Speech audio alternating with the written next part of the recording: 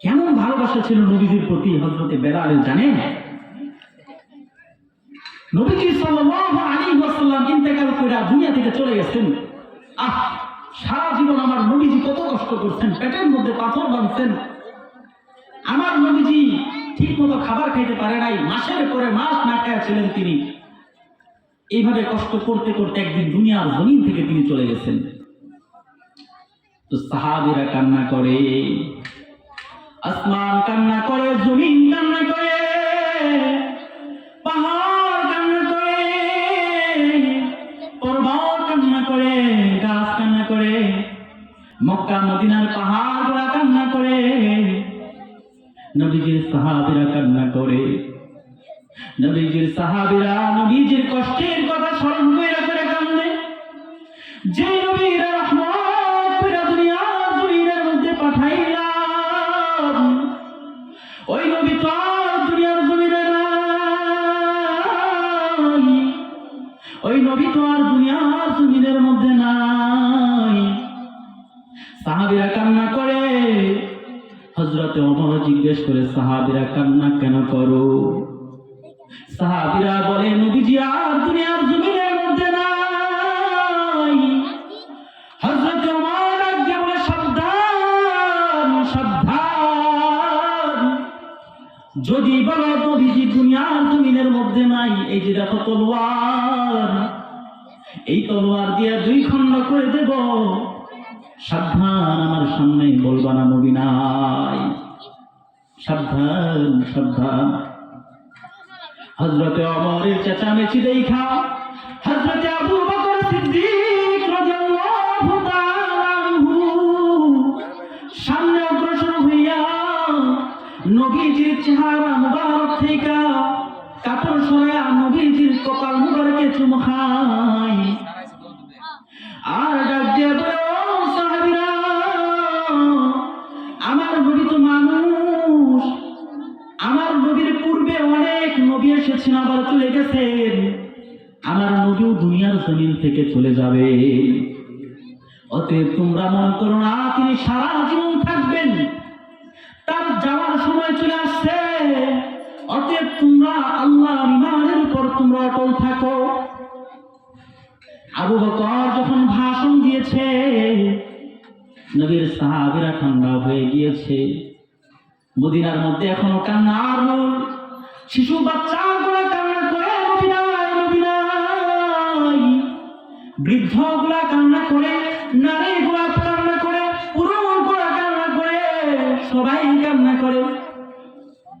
এইভাবে চলতে চলতে আযানের সময় চলে আসছে। হযরতে বেলাল আযানের জন্য দাঁড়ায় গেছে। আযানের জন্য দাঁড়ায় ডাক দিয়ে, আল্লাহু আকবার আল্লাহু আকবার, আশহাদু আন লা ইলাহা ইল্লাল্লাহ, আশহাদু আন লা ইলাহা ইল্লাল্লাহ। এতটুকু বলতে পারছে।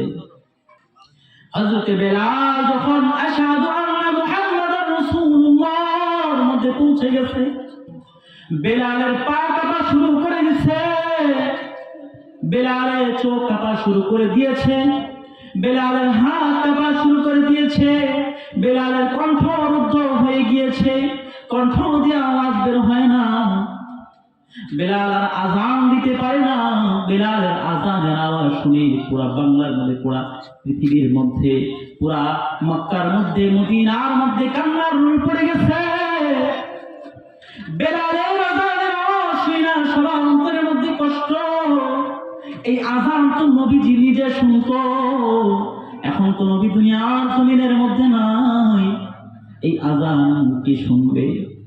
প্রিয় ভাইয়ারা আমার, বেলাল আযান দিতে দিতে কোন কিতাবের মধ্যে লিখছে অজ্ঞান হয়ে গেছে।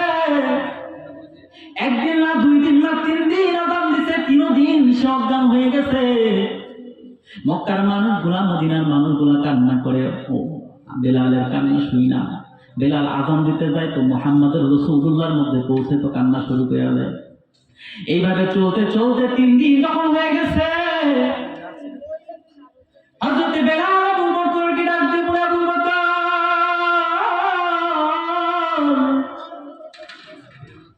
আবু বকর, বেলালকে ডাক দিয়ে বলে, আবু বকর, কেন তুমি আযান দেবে না বেলাল? বেলাল ডাক দিয়ে বলে, আবু বকর, যে নবীর শোনানোর জন্য আযান দিতাম, সেই নবী তো আর দুনিয়ার জমিনে নাই। আজকে আমি কারে শোনানোর জন্য আযান দেব? আমার নবী তো দুনিয়ার জমিনের মধ্যে না, আমার নবী দুনিয়ার জমিনের মধ্যে না।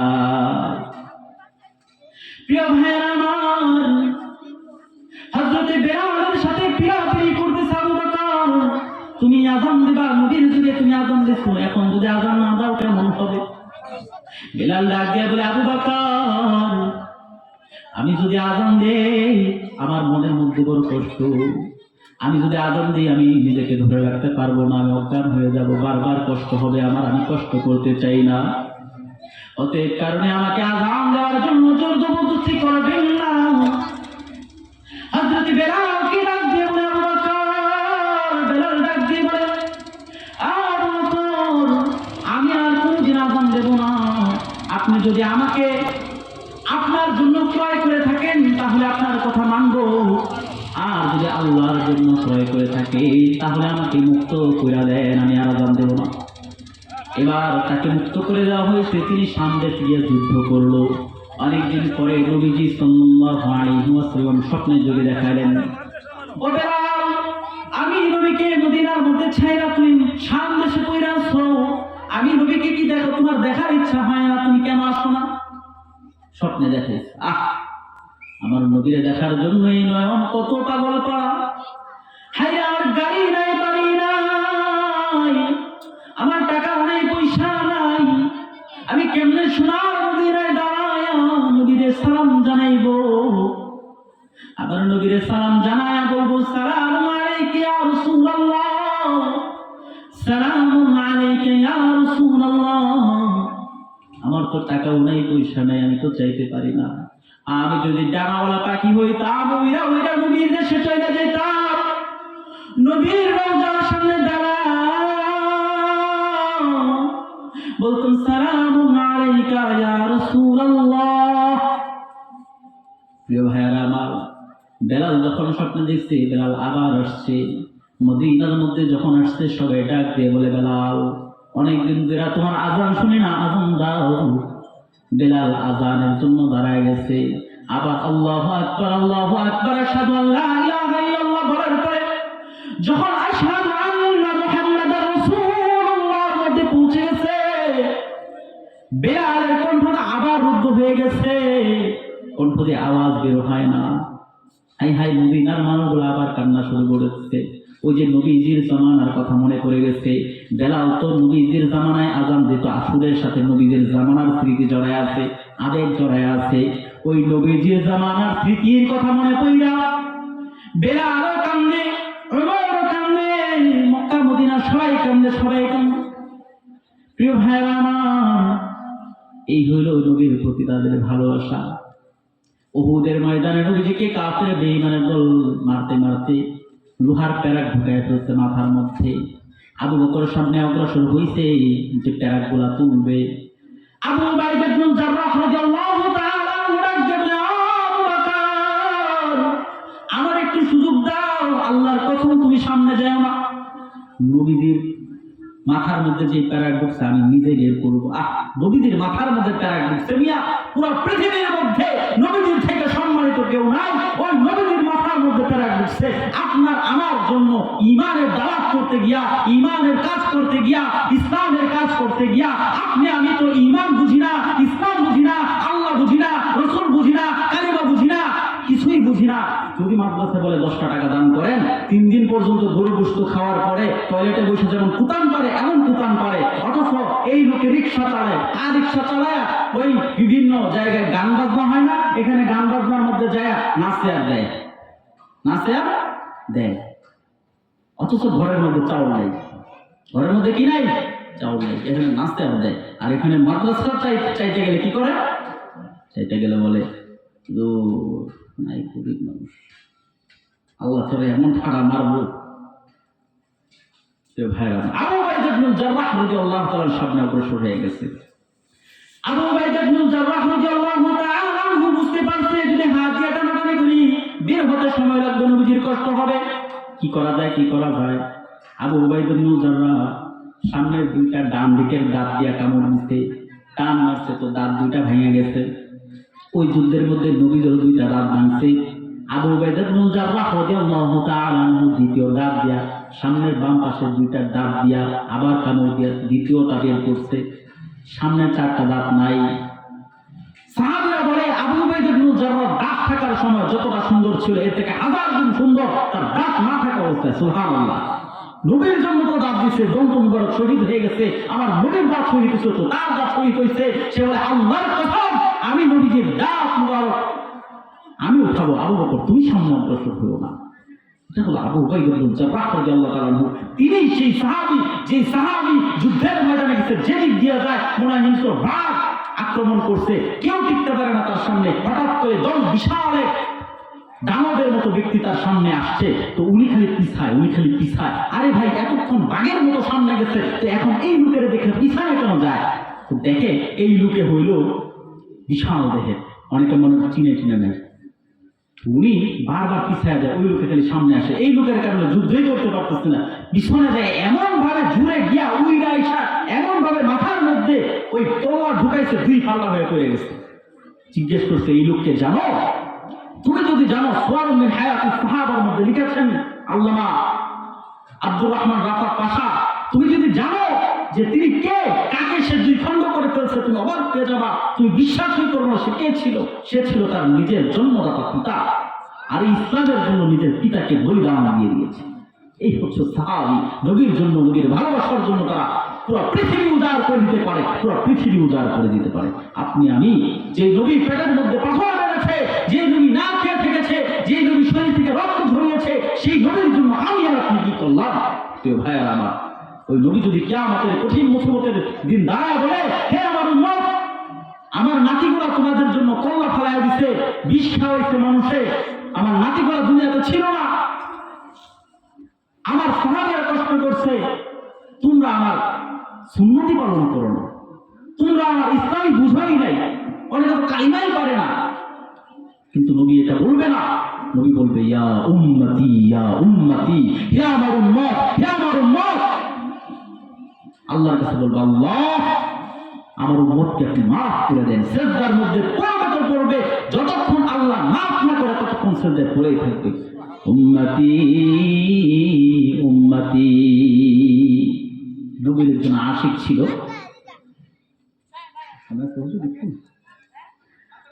আল্লাহ নবীজি সাল্লাল্লাহু আলাইহি ওয়াসাল্লামের প্রতি ভালোবাসা শুধু সাহাবীদের ছিল না।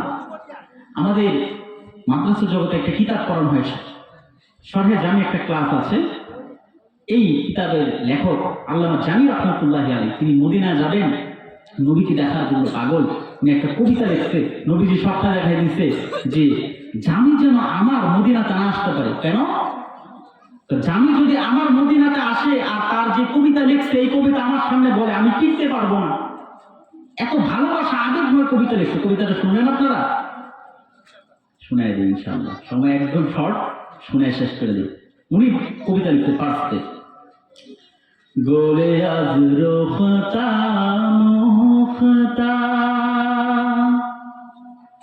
নাজুখ বদনিরা বদনিরা বদনিরা, গোলে আজ রোখতা মুখতা নাজুখ বদনিরা বদনিরা বদনিরা, বুলবুল জাতুয়া মুখতা শিরিন সুখনিরা সুখনিরা সুখনিরা, হর কস কে লবে লা